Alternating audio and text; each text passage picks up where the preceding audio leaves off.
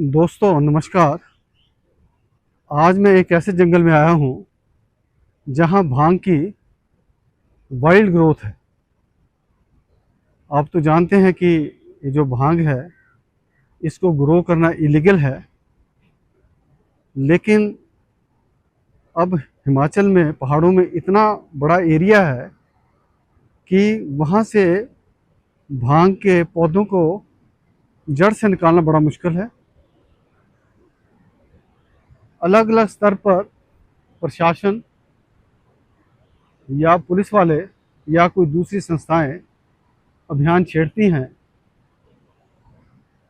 इन भांग के पौधों को उखाड़ने का, लेकिन यह इतना बड़ा एक एक्सरसाइज है कि इन सब पौधों को उखाड़ना नामुमकिन है।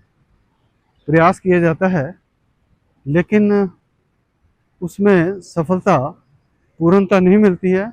और ये भी बताना चाहता हूँ मैं कि यह पौधा ऐसा है कि अपने आप ही उग जाता है। अब जैसे मान लो इस साल ये उगा हुआ है यहाँ और इसको उखाड़ दिया जाता है, मान लो मानव हस्तक्षेप के साथ, तो अगले साल ये फिर यहाँ जो पौधे हैं भांग उग जाएगी। तो बड़ा कठिन कार्य है। अब मैं आपको यह जो पौधे हैं उनको दिखाता हूँ, जंगल दिखाता हूँ, कितनी वाइल्ड ग्रोथ है। और उसके बाद दोस्तों मैं सारा इसके गुण अवगुण सब बताऊंगा आपको, तो मेरे साथ बने रहिए। दोस्तों देखिए, यह जो आप प्लांट्स देख रहे हैं,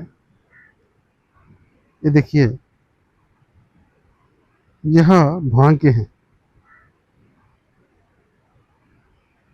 यह जो ग्रोथ है यह वाइल्ड है। ये देखिए कितना बड़े एरिया में यह वाइल्ड ग्रोथ है। ये देखिए सारी भांग की ग्रोथ है दोस्तों। ये देखिए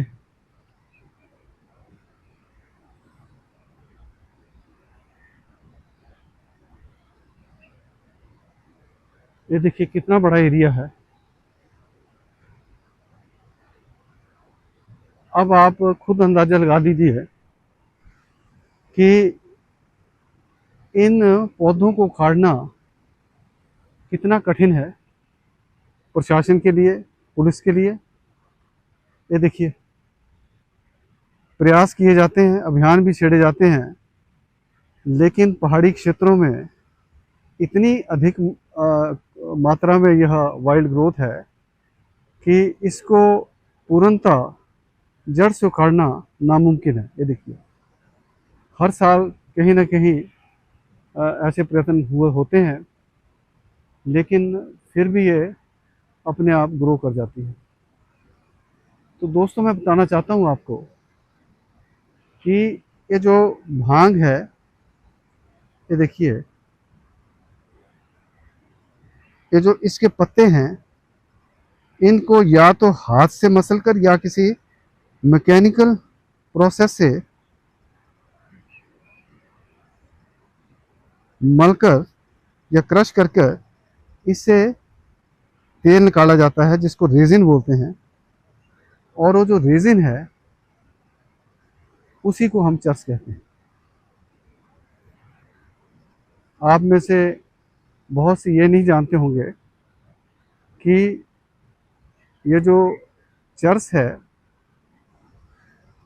इसका इस्तेमाल सिगरेट में डालकर किया जाता है, जिससे कि नशा व्यक्ति महसूस करता है।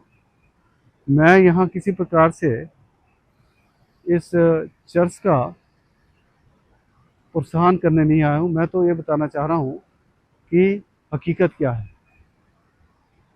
तो दोस्तों हमारी कोशिश ये रहनी चाहिए कि हमारा जो नवयुवक है इस प्रकार के नशों से बचे रहे, चाहे वो चर्च का नशा हो, चाहे अफीम हो या कोई दूसरा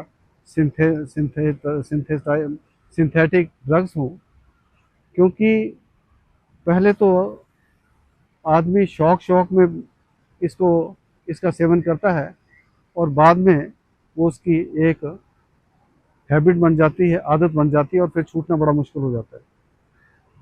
तो नवयुवकों को मैं ये कहना चाहूँगा कि किसी भी प्रकार के नशे से बचें, चाहे वो सिगरेट भी क्यों ना हो। और इसके जो फिर जो अल्टीमेट जो रिजल्ट्स होते हैं बहुत ही ख़तरनाक हो जाते हैं। जब आप एडिक्ट हो जाते हैं तो बड़ा मुश्किल हो जाता है, आपके लिए भी और आपके घर वालों के लिए भी। ये देखिए,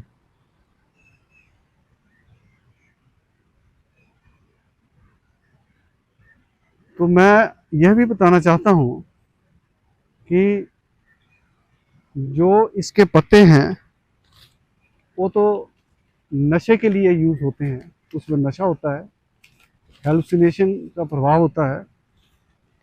लेकिन जो इसके बीज हैं वह बहुत गुणकारी होते हैं। उनमें साइको एक्टिव कंपाउंड्स नहीं होते, जिसके कारण हेलुसिनेशन इफेक्ट होता है। जो हेलुसिनेशन इफेक्ट है वह भांग के पत्तों और फूल में होता है। जो इसके बीज हैं वह प्रोटीन, फाइबर और एसेंशियल फैटी एसिड्स के बहुत अच्छे स्रोत हैं। ओमेगा 3 एस और ओमेगा 6 एस के भी स्रोत हैं। जो इसके बीजों से तेल निकाला जाता है उसमें इन्फ्लेमेटरी प्रॉपर्टीज़ होती हैं जो कि हमारे हृदय के लिए बहुत उपयोगी है।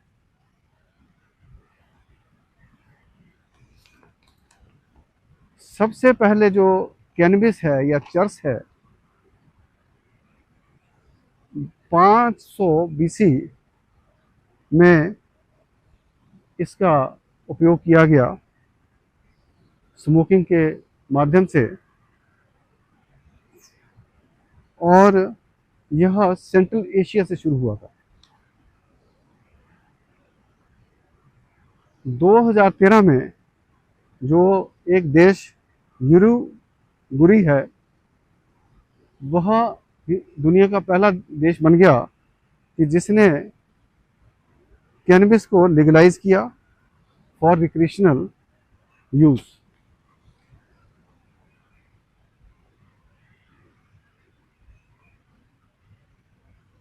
आज दुनिया में कई कैनबिस कैफेज हैं जो कि Netherland, California, state of USA, Georgia, Thailand, Canada etcetera में है। यह जो कैनबिस है यह नर्व पेन के लिए भी बहुत कारगर है।